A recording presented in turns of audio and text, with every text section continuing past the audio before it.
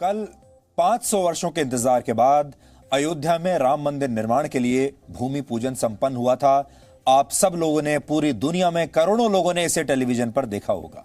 इन 500 वर्षों में देश की 25 पीढ़ियां आईं और चली गईं। जिन लोगों ने भूमि पूजन की तस्वीरें देखी, उन्होंने भी ये कल्पना नहीं की होगी कि वो अपने जीवन काल में ये सपना पूरा होते हुए कभी देख पाएंगे।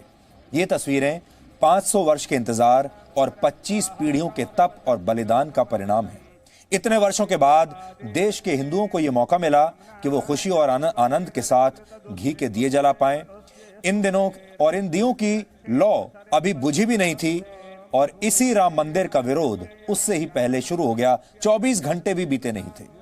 देश के बहुसंख्यक हिंदुओं को लगता है कि भगवान राम का वनवास असल में अब समाप्त हुआ है। इसलिए कल पूरे देश में दिवाली जैसा माहौल था। बहुत बड़ी संख्या में लोगों ने लिखा कल कि ऐसा लगता है जैसे इस बार दिवाली पहले आ गई।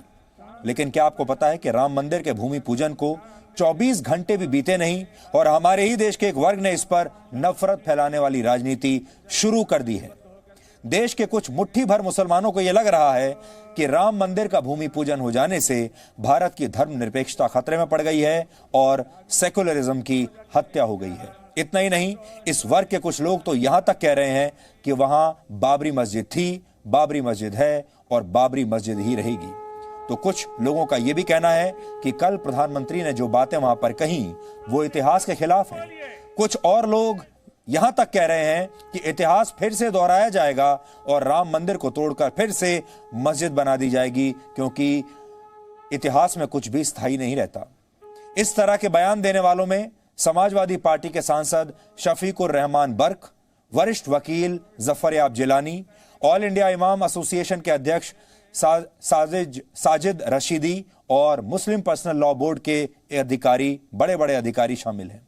पहले आप इन लोगों के बयानों को आज अच्छी तरह से सुन लीजिए, इन्हें अच्छी तरह से आप पहचान लीजिए और फिर हम आपको बताएंगे कि जिस देश में चर्च का निर्माण हो सकता है, गुरुद्वारे बनाए जा सकते हैं, मस्जिद बनाई जा सकती है, उस देश में कुछ लोगों को सिर्फ मंदिर के निर्माण से ही परेशानी क्यों है और इसकी जड़ों में जो सूडो सेकुलरिज्म यानी नकली और कट्टरवाद से भरा धर्मनिरपेक्षता बसा हुआ है, उसके बीज हमारे देश में किसने बोए थे? मुस्लिम पर्सनल बोर्ड ने जो कहा है कि यह मस्जिद थी, है और रहेगी, ये उनका अपना बयान नहीं है। जिस धर्म में हम आस्था रखते हैं, इस्लाम धर्म ये कहता है कि मस्जिद जहाँ एक बार बन जाती है वो क़यामत तक मस्जिद रहती है। वो तहतुस्सरात से लेकर अर्श मुअल्ला तक यानी आसमान तक मस्जिद होती है और उसको तोड़ा नहीं जा सकता, उसमें कुछ और नहीं बनाया जा सकता, उसको किसी दूसरी चीज़ से तब्दील नहीं किया जा सकता। इसलिए हमारी आस्था है, हमारा यकीन है, हमारा मजबूत यकीन है कि ये मस्जिद थी, मस्जिद है और मस्जिद रहेगी। और इंशाअल्लाह हम तो इस बात पर भी यकीन करते हैं कि तारीख़ दोहराई जाती है। हया सूफिया का मामला जो तुर्की में हुआ वो अपने आप में उसकी ज़िंदा मिसाल है। आज ताकत और हुकूमत के बल पर आपने ये सब कुछ कर लिया है, कल एक ऐसा दिन आएगा कि कुछ इंसाफ पसंद लोग होंगे जो, मैं समझता हूँ कि ये तारीख़ फिर वही दोहराई जाएगी कि मंदिर तोड़कर, पहले तो मंदिर तोड़कर मस्जिद नहीं बनाई गई थी, लेकिन शायद अब मंदिर तोड़कर मस्जिद बनाई जाए। इसलिए हुकूमत ने प्राइम मिनिस्टर में शिलान्यास में शामिल होकर संविधान को जो ठेंगा दिखाने का काम किया है, संविधान को तार तार करने का जो काम किया है, वो बहुत बुरा है। मेरा मानना है कि प्राइम मिनिस्टर का ये कदम गैर संवैधानिक था। बाबरी मस्जिद की जगह पर मंदिर का बनना गैर संवैधानिक है।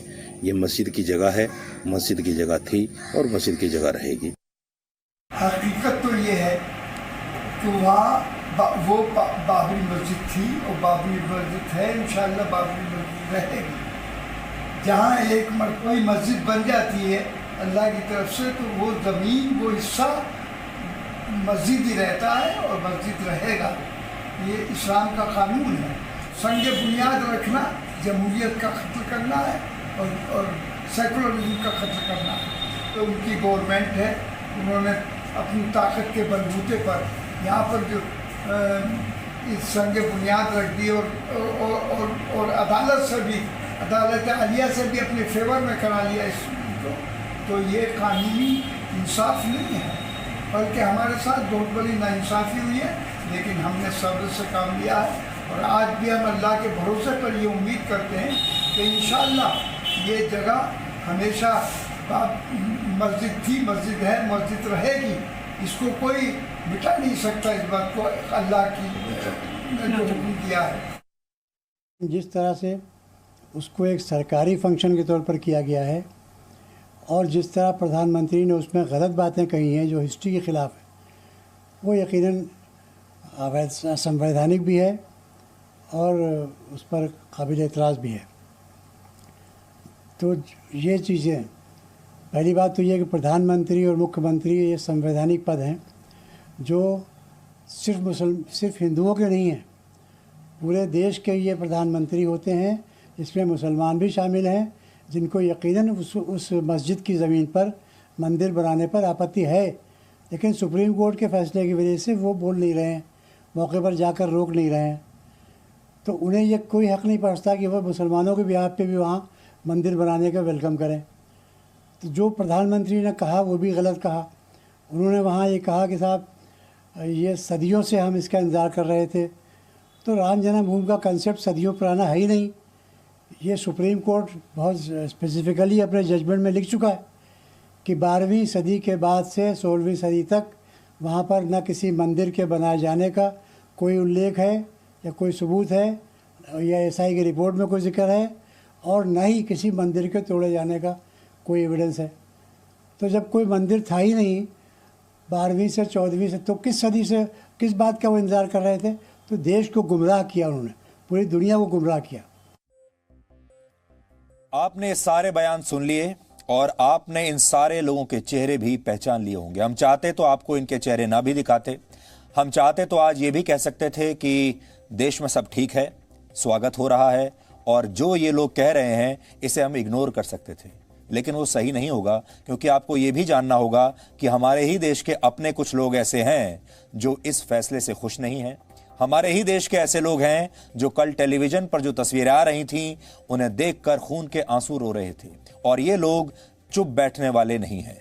आपने देखा होगा जब नया नागरिकता कानून आया था उसके बाद दिल्ली में दंगे हुए थे। आपने देखा होगा कि जब कश्मीर में धारा 370 हटी थी, ऐसा लगा था कि कुछ दिन के लिए बिल्कुल शांति छा गई है। बाद में क्या हुआ आप जानते हैं।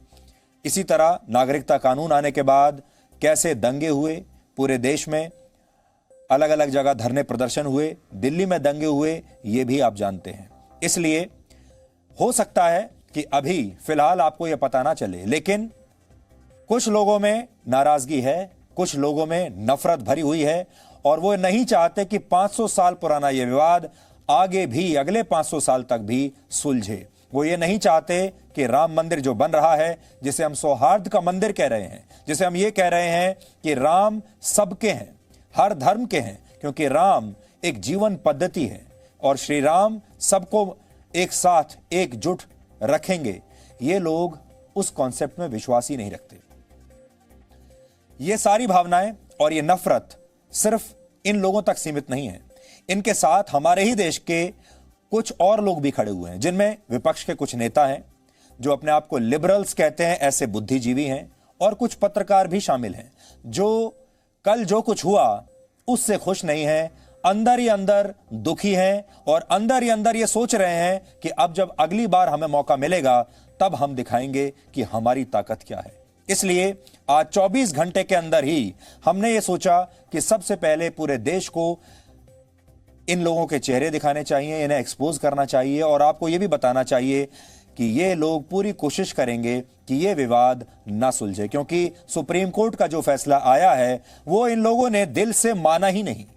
ये वो लोग हैं जो आजादी के बाद 70 साल तक पहले तो संविधान की दुहाई देते रहे, ये कहते रहे कि संविधान खतरे में है, लोकतंत्र की दुहाई देते रहे, धर्मनिरपेक्षता की दुहाई देते रहे, एक नकली धर्मनिरपेक्षता के दायरे में पूरे देश को भटका दिया। लेकिन जब लोकतांत्रिक और सही संवैधानिक तरीके से, कानूनी तरीके से इस विवाद का निपटारा सुप्रीम कोर्ट में हो गया, तो अब यही लोग संविधान को भी मानने से इनकार कर रहे हैं, सुप्रीम कोर्ट की बात मानने से भी इनकार कर रहे हैं। अब ये कहते हैं कि ये सब कुछ असंवैधानिक है। आज हम ऐसे कट्टरपंथी और असहनशील लोगों को तथ्यों के जरिए सच्चाई का आईना दिखाएंगे। इसलिए आज हम आपको कट्टरपंथ का एक दूसरा चेहरा दिखाना चाहते हैं। यह है कट्टरपंथ का चेहरा और यह है असहनशीलता का चेहरा। और इन लोगों को हम बताएंगे कि अब ऐसी असहनशीलता की नए भारत में, 2020 के भारत में इस विचारधारा की कोई जगह नहीं है। ये वो लोग हैं जो सुप्रीम कोर्ट का फैसला आने से पहले कहते थे कि वो फैसले का सम्मान करेंगे क्योंकि इनकी भारत के सुप्रीम कोर्ट और संविधान में गहरी आस्था है। लेकिन आज इन्हीं लोगों को यह लग रहा है कि सुप्रीम कोर्ट सरकार के दबाव में फैसले देता है। राम मंदिर जाकर प्रधानमंत्री नरेंद्र मोदी ने संविधान को तोड़ने का काम किया है। यानी अगर सुप्रीम कोर्ट का फैसला इनके मन मुताबिक आ जाता, इनके पक्ष में आता, तो देश का लोकतंत्र और संविधान सलामत रहता है। लेकिन अगर फैसला इनकी इच्छा के खिलाफ आ जाता है तो सुप्रीम कोर्ट और संविधान पर सवाल उठने लगते हैं। 5 महीने पहले तक जो लोग दिल्ली के शाहीन बाग में संविधान की कॉपियां हाथ में लेकर विरोध प्रदर्शन कर रहे थे, तस्वीर देखिए, जब ये विरोध प्रदर्शन हो रहा था तब मैं भी वहां गया था, हमें तो वहां जाने तक नहीं दिया गया। लेकिन ये सारे लोग हमारे सामने संविधान की प्रतियां लेकर आ गए थे और संविधान की प्रति लेकर हाथ में ये कह रहे थे कि संविधान खतरे में है। ये देखिए, संविधान इन्होंने हाथ में लिया हुआ है, भारत का ध्वज तिरंगा इन्होंने हाथ में लिया हुआ है और महात्मा गांधी की तस्वीर हाथ में ली हुई है। असहनशीलता की बात करते हैं लेकिन सहनशीलता की तस्वीर हाथ में लेते हैं, महात्मा गांधी की तस्वीर हाथ में लेते हैं, संविधान की कॉपी हाथ में लेते हैं और फिर यह प्रदर्शन करते हैं। और यही लोग आज एक बार फिर संविधान का अपमान कर रहे हैं, उस संविधान की जिसकी मूल प्रति में लंका विजय के बाद सीता और लक्ष्मण को साथ लेकर अयोध्या लौटते भगवान श्री राम का चित्रण किया गया है। आपने देखा होगा, आगे भी मुझे मौका मिलेगा तो मैं आपको बताऊंगा, हमारे संविधान की कॉपी में, मूल प्रति में भगवान राम की तस्वीर लगी है। All India Muslim personal law board के खिलाफ आज दिल्ली में इस बारे में एक शिकायत भी दर्ज कर ली गई है। दिल्ली पुलिस को दी गई शिकायत में इस संगठन पर आईपीसी की धाराएं 153A, 153B और भी कई और धाराओं के तहत सांप्रदायिक नफरत फैलाने, हिंसा और दंगों के लिए उकसाने और सुप्रीम कोर्ट की अवमानना के लिए मामला दर्ज करने को कहा गया है। राम मंदिर के भूमि पूजन से एक दिन पहले ही मुस्लिम पर्सनल लॉ बोर्ड ने एक ट्वीट भी किया था जिसमें यह कहा गया था कि बाबरी मस्जिद थी और हमेशा रहेगी। इसमें टर्की के हाया सोफिया का उदाहरण दिया गया था और यह लिखा था कि स्थितियां एक जैसी नहीं रहती, इसलिए दिल तोड़ने की जरूरत नहीं है, मन छोटा करने की जरूरत नहीं है। हालांकि बाद में इस ट्वीट को डिलीट कर दिया गया था, लेकिन इससे इन संगठनों की सोच डिलीट नहीं हुई और इनकी सोच सबको पता चल गई कि ये लोग ना सुप्रीम कोर्ट को मानते हैं और ना ही संविधान को मानते हैं। अब आप सोचिए कितनी बड़ी बात है, जब अफजल गुरु को बचाना होता है, जब उसकी फांसी को टालना होता है, तब ये लोग सुप्रीम कोर्ट जाते हैं। जब और किसी आतंकवादी की फांसी को टालना होता है, उसे रोकना होता है, तब उसी सुप्रीम कोर्ट में जाते हैं। जब किसी अर्बन नक्सल को बचाना होता है, उसी सुप्रीम कोर्ट में जाते हैं, उसी संविधान की दुहाई देते हैं और अगर इनके पक्ष में फैसला आ जाता है तो कहते हैं संविधान की जीत हुई, लोकतंत्र की जीत हुई। और जब फैसला इनके खिलाफ आता है तो कहते हैं कि संविधान को हम मानते ही नहीं, ये तो जबरदस्ती सुप्रीम कोर्ट से यह आदेश ले लिया गया है। इसलिए देश का गुस्सा भी ऐसे संगठनों के प्रति अब दिख रहा है। अब पूरे देश में मुस्लिम पर्सनल लॉ बोर्ड को बर्खास्त करने की मांग उठ रही है। राम मंदिर का विरोध करने वाले ये वही लोग हैं जो मुस्लिम समाज को भड़काते हैं और उन्हें और कट्टरपंथी बनाने की कोशिश करते हैं। ऐसे लोग भारतीय परंपराओं और सनातन संस्कृति का विरोध करते हैं। योग जैसी भारतीय परंपराएं इन्हें पसंद नहीं जिसे दुनिया मानती है। अपने लोगों को कहते हैं कि आप योग मत कीजिए, अपने लोगों को कहते हैं आप सूर्य नमस्कार मत कीजिए। यही लोग सलमान रश्दी और तस्लीमा नसरीन जैसे लेखक और लेखिकाओं का विरोध करते हैं। उन्हें भारत में आने या रहने नहीं देना चाहते क्योंकि ऐसे लेखक कट्टरपंथी विचारधारा के खिलाफ बोलते हैं और लिखते हैं। यानी कुल मिलाकर आप ये देख लीजिए कि जो भी इनके खिलाफ बोलेगा उसे ये जीने नहीं देंगे। जाने माने लेखक सलमान रश्दी ने जब द सैटेनिक वर्सेस नाम का उपन्यास लिखा था तो उनके खिलाफ फतवे जारी कर दिए गए थे। कुछ वर्ष पहले सलमान रश्दी को जयपुर लिटरेचर फेस्टिवल में आने पर कट्टरपंथियों ने जबरदस्त विरोध किया था उनको बुलाए जाने पर, जिसके बाद उन्होंने जान का खतरा बताते हुए अपना भारत का दौरा रद्द कर दिया था और बाद में उन्होंने इस कार्यक्रम को वीडियो कॉन्फ्रेंसिंग के जरिए संबोधित किया था और उसका भी इन कट्टरपंथियों ने विरोध किया था। नफरत फैलाने वाले ये वो लोग हैं जो खुद को भारत के मुसलमानों का असली रहनुमा मानते हैं, लेकिन ये सच नहीं है, क्योंकि देश के ज्यादातर मुसलमान आज भी अमन पसंद हैं, वो आज भी शांति चाहते हैं, वो आज भी अपने समाज से, इस देश से प्यार करते हैं। ये हमारा मानना है। इन्हें इस विवाद से कोई फर्क नहीं पड़ता और ये लोग सौहार्द के साथ रहना भी चाहते हैं, लेकिन कुछ मुट्ठी भर लोग हैं जो लगातार इनके मन में जहर घोलते हैं, इन्हें भड़का रहे हैं और सौहार्द के मंदिर यानी टेंपल ऑफ हार्मनी को विवाद का विषय बनाकर ये और कई सौ साल तक इस देश के माहौल को खराब करना चाहते हैं। और आप सबसे हमारी यही अपील है आज कि आप ऐसी सोच वाले लोगों के बहकावे में बिल्कुल मत आइए और इस समाज में जो नया सौहार्द का माहौल पैदा हो रहा है, इसे बने रहने दीजिए। ये समाज सबके लिए है, ये देश सबके लिए है, ये देश धर्मनिरपेक्ष है, इसमें सबके लिए जगह है, इसमें मस्जिद के लिए भी जगह है, मंदिर के लिए भी है, गुरुद्वारे के लिए भी है और चर्च के लिए है। इसलिए इसमें से किसी को हटाइए मत, किसी को डिलीट मत करिए, सबको स्वीकार कीजिए। इस राम मंदिर को भी आपको अपने जीवन में स्वीकार करना चाहिए। अब आपको यह सोचना चाहिए कि सुप्रीम कोर्ट, संविधान और सेक्युलरिज्म के नाम पर अन्याय इन लोगों के साथ हो रहा है या फिर असली अन्याय एक विशेष वर्ग के तुष्टीकरण के नाम पर भारत की बहुसंख्यक आबादी के साथ किया गया। यह अन्याय आखिर किसके साथ हुआ है? अब आप सोचिए, इसकी शुरुआत कहां से होती है और इसके बीज किसने बोए थे? आजादी से पहले ही यह साफ होने लगा था कि कुछ लोग धर्म के नाम पर इस देश को बांट देना चाहते हैं। आप सब जानते हैं, आजाद भारत हुआ भी नहीं था, लेकिन उससे पहले ही धर्म पहले आ गया। आजादी बाद में आई, इस देश में धर्म पहले आ गया और आजादी मिलने से पहले ही कुछ लोगों ने यह तय कर लिया कि हम धर्म के नाम पर इस देश को बांट देंगे। आजादी तो बाद में आती रहेगी।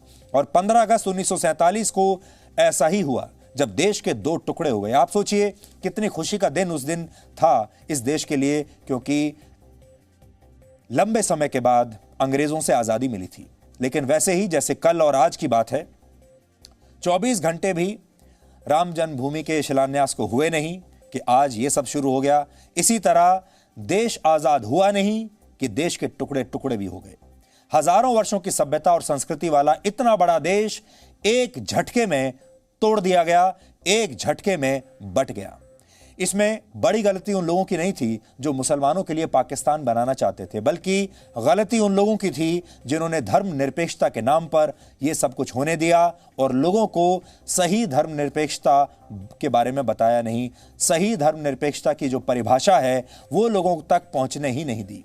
और आज भी हमारे देश के लोग धर्मनिरपेक्षता की सही परिभाषा को समझते ही नहीं है। अब आपको हम एक कहानी सुनाते हैं और यह कहानी 70 वर्ष पुरानी कहानी है। ध्यान से सुनिएगा। यह कहानी कुछ महत्वपूर्ण पुस्तकों के पन्नों में सिर्फ इसलिए खो गई क्योंकि इसमें नकली धर्मनिरपेक्षता के बीज बोने वालों को पर्दाफाश किया गया था। भारत की आजादी को 2 वर्ष बीत चुके थे, 2 साल, यानी ये 1950 का वर्ष था।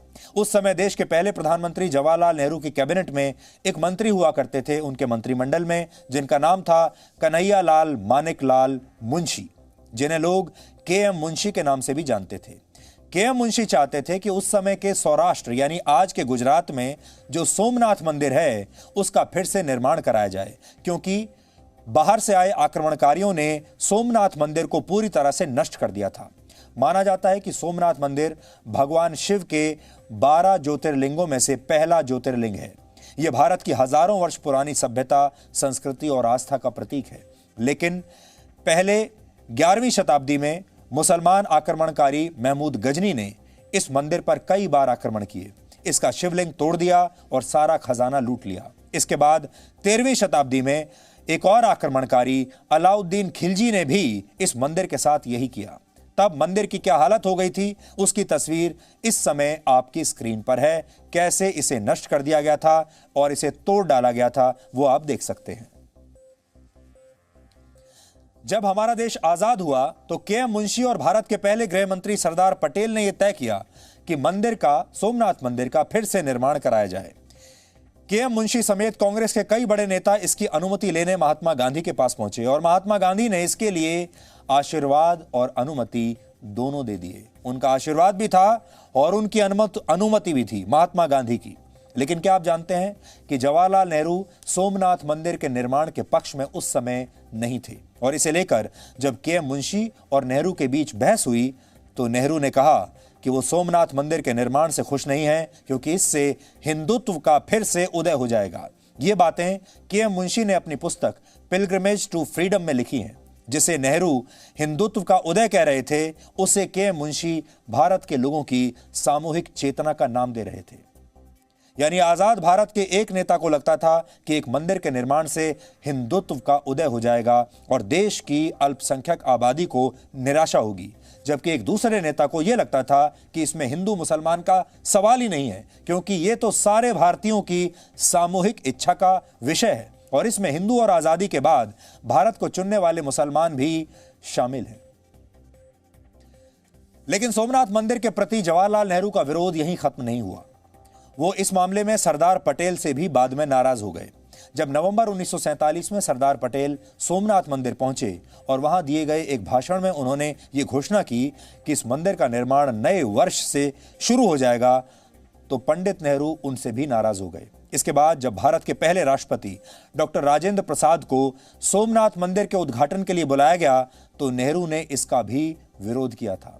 लेकिन तब डॉक्टर राजेंद्र प्रसाद फिर भी वहां गए और उन्होंने वहां अपना एक भाषण भी दिया। यानी उस जमाने में सोमनाथ मंदिर का जब उद्घाटन हुआ तो देश के राष्ट्रपति वहां गए थे, जिसे उन्होंने भाषण भी दिया था, जिसे देश के सभी अखबारों में उस समय छापा गया था। लेकिन कांग्रेस के सभी मुखपत्रों में इस भाषण को कोई जगह नहीं मिली थी और पंडित नेहरू ने सेक्युलरिज्म के नाम पर अपने ही अखबारों को तब सेंसर कर दिया था और उनके अखबारों में इस भाषण को नहीं छापा गया था।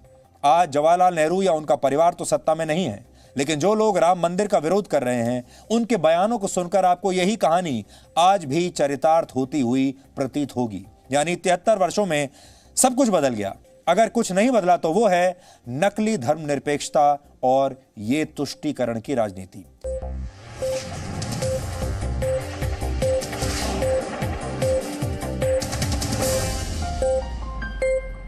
Presenting V News app, available on Google Play and App Store. Download it now.